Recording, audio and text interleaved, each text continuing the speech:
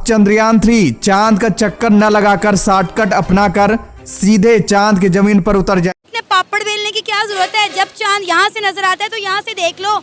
चांद पर जाकर इतना खर्चा करने की, इतने पापड़ बेलने की क्या जरूरत है? हर तरह से नुकसान पहुंचाने की कोशिश की। रशिया ने बोला मैं भी वहाँ लैंड करूँगा और मैं आपसे पहले लैंड करूँगा। अब देखिए कोई इंसिडेंस है कि उन्होंने अपना लूनर जो है लूनर 25 उड़ाया, तो वो भी 23 तारीख को पहुंचने वाला था वहाँ पर। हमने भी 23 को पहुंचना, हमारा अप्रॉक्सीमेट था कि या 23 को पहुंचेंगे या 24 को पहुंचेंगे। अभी कंफर्म्ड है कि हम 23 को वहाँ पर लैंड करने वाले हैं।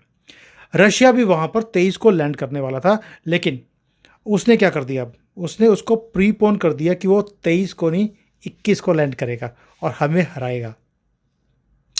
रशिया ऐसा काम क्यों कर रहा है? देखिए क्या होता है कि आपको पता है कि जो स्पेस है उसके अंदर रशिया का बहुत बड़ा दबदबा बहुत देर से रहा है, और पहला जो इंसान था जो स्पेस में गया था वो भी रशिया की तरफ से गया था। ये हम सब जानते हैं, हमने बचपन में पढ़ा हुआ है। तो ये जो रेस होती है बड़ी पावर्स के अंदर, ये हमेशा होती है कि हिस्ट्री में आपका नाम दर्ज हो जाता है कि सबसे पहले वहाँ पर कौन पहुँचा था। रशिया इस रेस को इतने सालों से 50-60 सालों से जीता आ रहा है। आज वो जिसने हमें टेक्नोलॉजी भी दी, हमें हेल्प भी करी, आज हम उनसे आगे निकल जाएं। बेशक हमारा वो दोस्त मित्र है ना, दोस्त मित्र है, बेशक वो हमारा दोस्त है, हमारी हेल्प करता है हर जगह पे, बट फिर भी ये राइवलरी जो होती है एक ना हिस्ट्री में नाम रखने की, ये होती है और ये होनी भी चाहिए। मैं इसको एक हेल्दी कंपटीशन की तरह देखता हूँ। जिसका दम होगा, महादेव जिसके साथ होंगे वो लैंड कर जाएगा। क्या दिक्कत है उस पर?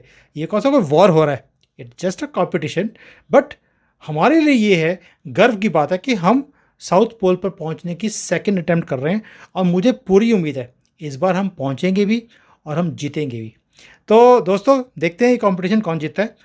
रशिया भी जीत जाए, हमें कोई दिक्कत नहीं है, क्योंकि वो एक हमारा बहुत अच्छा मित्र है, इतने सालों से हमें सपोर्ट भी करता आ रहा है। एक तो ये न्यूज़ थी। क्या कहेंगे, इंडिया जो है वो चांद पर पहुंच गया है। चंद्रयान-3 के नाम से उन्होंने अपना तीसरा मून मिशन लॉन्च किया था, जिसने चांद के ऑर्बिट में दाखिल होने के बाद पहले चांद की तस्वीरें लेकर भेजी, अब उसने ज़मीन की तस्वीरें लेकर भेजी है, जिसने पूरी दुनिया को सरप्राइज़ कर दिया। क्या कहेंगे आप उनकी इस अचीवमेंट पर? आप ये देख लें कि वो किसी भी फील्ड में चले जाएं, आईटी में उनका इतना इन्वेस्टेड, इतना शायद हमारा पूरा बजट भी ना हो। हमारा पॉलिटिकल इंटरेस्ट इस पे पहुंच गया है कि बस जो है ना, सियासतदान अपना काम देख रहे हैं, हर कोई अपना देख रहा है। टेक्नोलॉजी तो नील है ना हमारे यहाँ। वो आईटी में इतनी स्कॉलरशिप्स देते हैं कि उनके बच्चे आज यूट्यूबर एवरीथिंग उनके टॉप पर हैं। तो फिर वो चांद पे भी जा सकते हैं एवरीथिंग, क्योंकि उनके पास जो है ना बजट है। हमारे पास बजट नहीं है। हमारा बजट यही पता लगता है कि जी फ़लाँ चीज़ में लग रहा है, फ़लाँ चीज़ में, लेकिन उसमें भी नील होता है।